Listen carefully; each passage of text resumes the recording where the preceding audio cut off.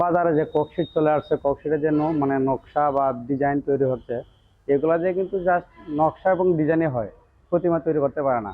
তাই প্রতিমা শিল্পী যারা আছে, যারা মৃত্তিকা বলতে মাটি দিয়ে যারা তৈরি করে মূর্তি, পূজা কিন্তু মৃত্তিকা ছাড়া কোনো পূজা শুদ্ধ হবে না। তাই মৃত্তিকা শিল্পীর প্রয়োজন আছে। আর মৃত্তিকা শিল্পীর আপনার চাহিদা দিন দিন বাড়বে, সেটা কমবে না।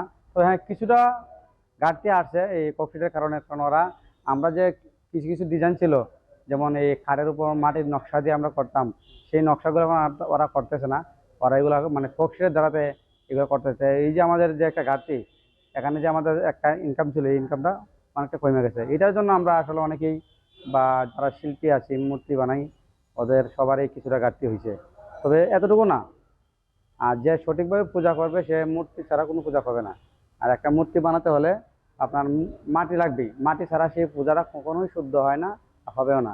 আমাদের পূর্বপুরুষ থেকে, পূর্বকাল থেকে যারা বানায় আসতেছে, তারাও কিন্তু সেই মাটি দিয়েই মূর্তি পূজা করতেছে। ককশিট বা অন্য অন্য যেগুলো আছে, ফাইবার আছে, অন্য অন্য ডিজাইনের আছে, এগুলো জাস্ট শো, দেখার সৌন্দর্য বা দেখার যে একটা আকর্ষণীয়, দর্শককে আকর্ষণ করা, এতটুকুই।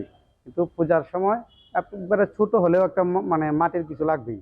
মাটি একবার, এমনকি ঘট হলেও লাগবে, কিন্তু মাটি ছাড়া হবে না। এটাই মানে সত্যতা।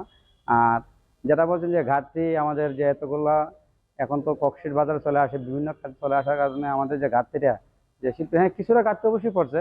কারণ এই যে বললাম না, আমাদের যে নকশির কাজটা, সেই কাজটা এখন আমরা পাচ্ছি না বা আমরা করতে পারতেছি না। এটার যে আমাদের যে ইনভেস্ট ছিল, এই ইনভেস্ট এখন ওদের হাতে চলে গেছে। ওরা এখন ককশিটের মাধ্যমে ডিজাইন করতেছে, আর ভালো ভালো ডিজাইন করতেছে। ওজনে হালকা, মানুষ বহন করতে সহজ হয়, এক জায়গা থেকে অন্য জায়গায় নিতেও তাদের জন্য অনেক মানে সাশ্রয়ী হয়। এই জন্যই ককশিটটা ব্যবহার করতে বেশি। আর এটাতে কিন্তু একটা সৌন্দর্য আসে আলাদা, সেটা বলবো। কিন্তু মাটির সৌন্দর্যটা মাটির কাছে, আর ককশিটটা ককশিটের কাছে। প্রকৃতিতে তো আপনি বলছিলেন যে পূজা হয় না, কিন্তু না না, যারা এটা পুজো পুজো বলতে ককশিটের মূর্তিটা বানাতে পারবে না।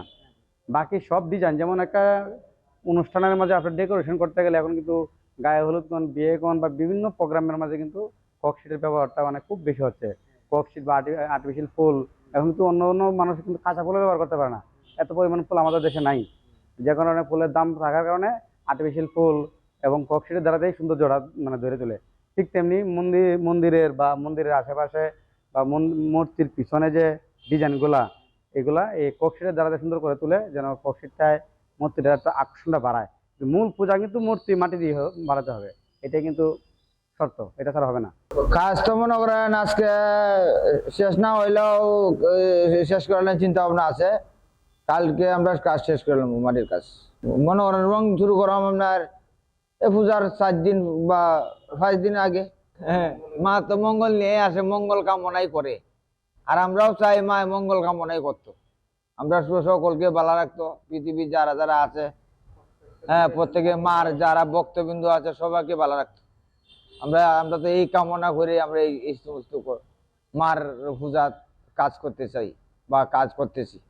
আচ্ছা, এর বাইরে মনে করেন যেসব প্রতিভা তৈরি থাকে না কাজ, এর বাইরে আর কি কি কাজ করেন আপনারা? এর বাহিরে মনে করেন যে টুকটাক কিছু কাজ থাকে সময়ে সময়ে, আর কিছু সময় থাকে না। না থাকার সময় আমরা অন্য একটা কিছু করলে করি, না করলে তো এইভাবে আসি, এইভাবে থাকি। আপনাদের এই প্রতিভা শিল্পীদের জীবনযাত্রা এবং কিভাবে চলবে? প্রতিমা এটা সিজনালি কাজ, এই সিজনালি ছাড়াও কাজ আছে, আনসিজনে কিছু কাজ আছে। যারা মনে করেন যে এই সবসময় কাজ করে বা এই আপনার বড় বড় কারখানা আছে, তারা তো 12 মাস কাজ করতেছে। হ্যাঁ, মনে হয় যে 3 মাস 2 মাস পরে পরে পূজা আইতেছে। হ্যাঁ, এই যে আপনার মনে হয় যে দুর্গা পূজা পরে আইতেছে লক্ষ্মী পূজা, লক্ষ্মী পূজার পরে আইতেছে কালী পূজা, কালী পূজার পরে একটা গ্যাপ পরে মনে করেন যে এই 2 মাস, 2 মাস গ্যাপ পরে দেওয়া হয়ে জায়গা আবার সরস্বতী পূজা। সিলেট রামকৃষ্ণ মিশনের যে পূজাটা, ওই পূজাটাতে আসার পর থেকেই মানে আবহাওয়ার কারণে আমাদের কামটা কিছুটা স্লো হয়ে গেছে। তারপর আমরা যথাযথ মতো চেষ্টা করতেছি যেন কাজটা সুন্দরভাবে নামাতে পারি, পূজার আগে যেন সব কিছু সুন্দরভাবে কমপ্লিট করতে পারি। এখানে আমরা বর্তমানে 3 জন আছি। আমরা 5 জন ছিলাম, 2 জন অন্য জায়গায় পাঠাইছি, আর 3 জনে এখন বর্তমানে করতেছি। এটা আমার কৃপায় আমরা আমাদের হাতের কাজ যতটুকু সুন্দর করা যায় ততটুকু চেষ্টা করব। কারণ একটা শিল্পী সবসময় চায় তার সম্পূর্ণটা দিয়ে মানে ভালো কিছু করার। আমরাও সেটাই চাইতেছি, ভালো কিছু করার, ভালো কিছু উদ্যোগ নিয়ে আমরা তো এখানে আসছি। আশা করি মাটির কাজ আজকেই কমপ্লিট হয়ে যাবে। আর রং পূজার 2-4 দিন আগে এসে বাকিটা সম্পূর্ণ করতে হবে। পূজা বাংলা কার্তিক মাসের 3 তারিখ বেল ষষ্ঠী, 2 তারিখ বেল ষষ্ঠী, 3 তারিখ থেকে পূজা শুরু। ইংরেজি 20 তারিখ। যদি আবহাওয়াটা ভালো থাকে দর্শনার্থী অনেক আসবে, আর আমাদের কাজটাও আর একটু সুন্দর হবে। যেমন শুকাবে মানে এগুলা এই মূর্তিগুলা শুকালে রঙের জন্য একটু অসুবিধা হয়। তারপরেও এখনো তো আর প্রায় 15 দিন বাকি আছে, 10-15 দিন। এর ভিতরে শুকানো চেষ্টা আছে, শুকানো হয়ে যাবে। এরপরে এদিকে আপনার রোদ রোদ উঠে যাবে। আজকে তো মোটামুটি আবহাওয়াটা একটু কিছুটা পরিবর্তন হয়েছে। আশা করি কাজটা সম্পূর্ণ হবে সুন্দরভাবেই।